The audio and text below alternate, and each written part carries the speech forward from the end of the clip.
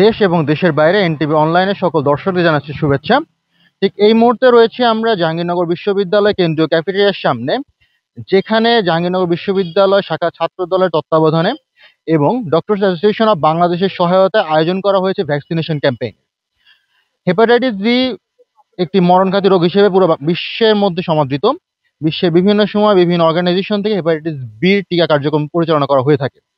জাহাঙ্গীরনগর বিশ্ববিদ্যালয়ের জাতীয়তাবাদী ছাত্র দল তারা এবারে এই আয়োজন করেছে এবং প্রথমে আমরা দেখতে পাচ্ছি যে এখানে তারা আসলে স্ক্রিনিং বুথগুলো আয়োজন করেছে, ব্যবস্থা করেছেন, যেখানে আসলে রক্ত পরীক্ষা করা হচ্ছে যে তাদের মধ্যে আসলে কোনো হেপাটাইটিস বি এর কোনো সংক্রমণ রয়েছে কিনা বা এই জাতীয় কোনো তাদের মধ্যে কোনো সমস্যা আছে কিনা।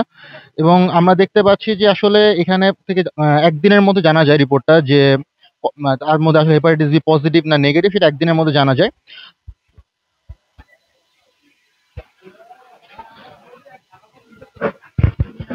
এবং একদিন পরে যদি এখানে একটা যারা যে আয়োজন করেছে সেখানে যদি দেখা যায় যে কারোর মধ্যে হেপাটাইটিস বি পজিটিভ রয়েছে, সেক্ষেত্রে ডক্টর অ্যাসোসিয়েশন বাংলাদেশের পক্ষ থেকে তাদেরকে হলো চিকিৎসার ব্যবস্থা করা হচ্ছে।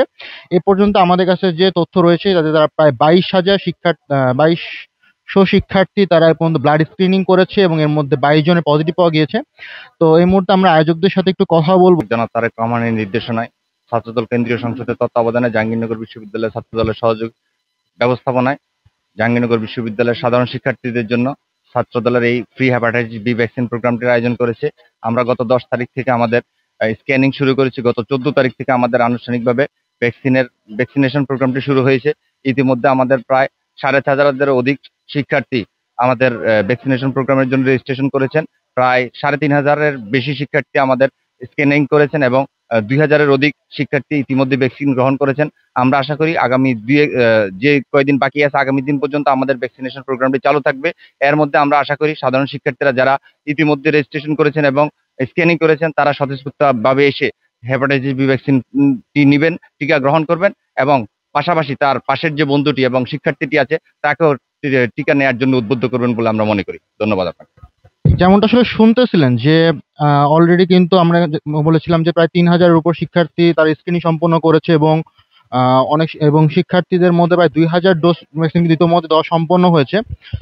তো আমরা যদি একটু আপনাদেরকে দেখাই যে ঠিক এই জায়গাটাতে আসলে স্ক্রিনিং সম্পন্ন হচ্ছে এবং স্ক্রিনিং গুলো করা হচ্ছে। তো আমরা একটু ম্যাডামের সাথে কথা বলতে চাচ্ছি যে ম্যাডাম, আপনার সাথে কথা বলতে চাচ্ছিলাম যে এই স্ক্রিনিং কার্যক্রম নিয়ে আসলে আপনারা শিক্ষকরা কেমন অনুভব করছেন এই বিষয়টা? এটা অবশ্যই খুবই গুরুত্বপূর্ণ স্টুডেন্টদের জন্য। আর ইতিমধ্যে কতদিন হয়ে গেছে? 5,000 কাছাকাছি। 5,000 কাছাকাছি হয়েছে। খুবই মানে এটা তো অবশ্যই ভালো একটি পদক্ষেপ ছাত্রছাত্রীর জন্য। আমি যখন স্টুডেন্ট ছিলাম তখন বাদনের পক্ষ থেকে একবার এটা শুরু হয়েছিল, তখন আমরা করেছিলাম।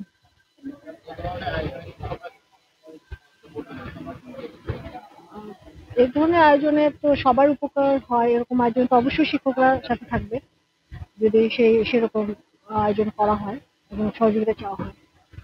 যেমনটা শুনছিলাম আসলে যে আমাদের শিক্ষকরাও কিন্তু সেই বিষয়ে আসলে তারা খুবই আনন্দিত যে এই ধরনের একটা আয়োজন জাহাঙ্গীরনগর বিশ্ববিদ্যালয়ে আয়োজন করা হয়েছে এবং একই সাথে তারা চায় যে এই ধরনের আয়োজন যাতে বিভিন্ন সময় আরো আয়োজন করা হয়ে থাকে।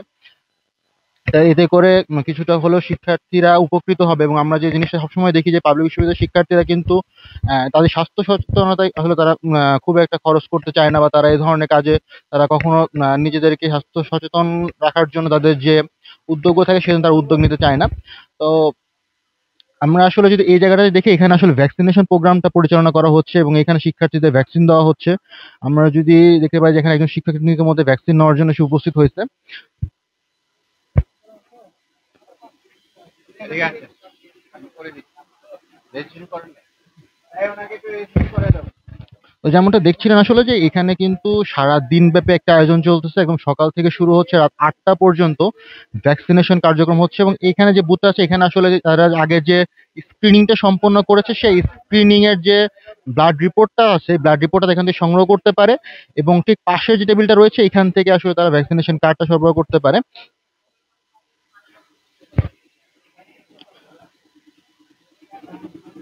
তো আমরা এখানে একজন রিপ্রেজেন্টেটিভ কথা বলবো যে আসলে তারা এ ধরনের প্রোগ্রাম আয়োজন করতে পারে তারা কেমন অনুভব করতেছেন বা কি বলছেন। এই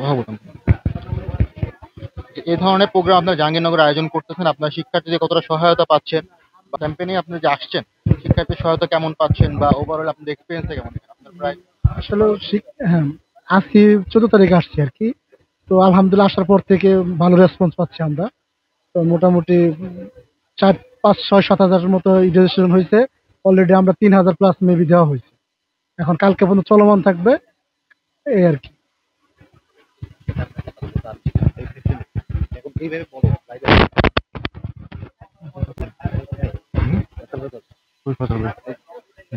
ভাই ফয়সাল ভাই